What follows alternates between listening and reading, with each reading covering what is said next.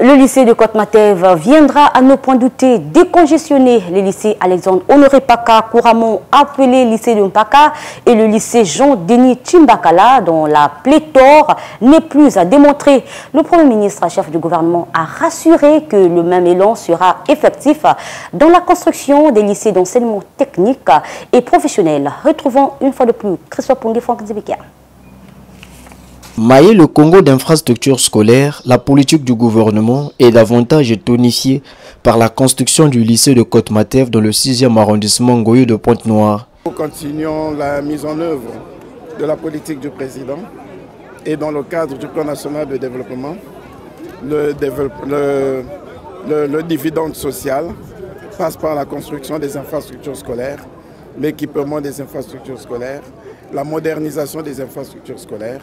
Et cet acte obéit bien à cette logique.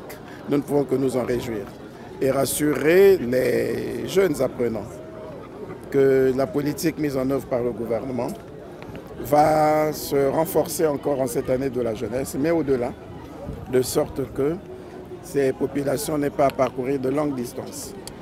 Le ministre l'a dit, j'ai le souvenir de cette population de Pointe-Noire qui n'avait qu'un seul lycée digne de ce nom. C'était le lycée Victor Augagneur. Tous les lycées que nous avons eus ici n'étaient que des lycées de fortune. Qu'il s'agisse du lycée Pointe-Noire 2, qu'il s'agisse du lycée de Mpaka, c'était des lycées de fortune. Qu'il s'agisse du lycée de Trois-Glorieuses.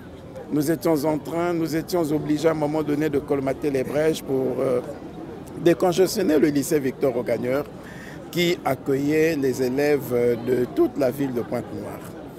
Et il fallait observer les mouvements des élèves le matin ou à la fin des cours. Comment ils étaient amassés devant les arrêts de bus du côté de Monkamba, du côté de Ngoyo, du côté de Tchétché, tous pour affluer vers le lycée Victor Augagneur. C'était quelque chose de difficile.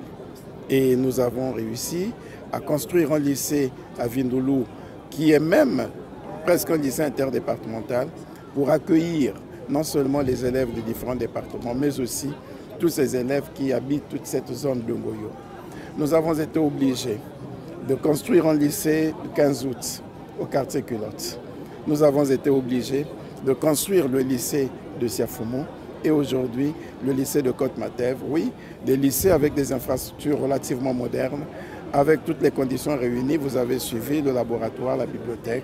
C'est pour que, effectivement, les élèves de Pointe-Noire, qui ont longtemps souffert hier du déficit et de la précarité des conditions d'apprentissage, puissent se sentir réellement dans des zones urbaines.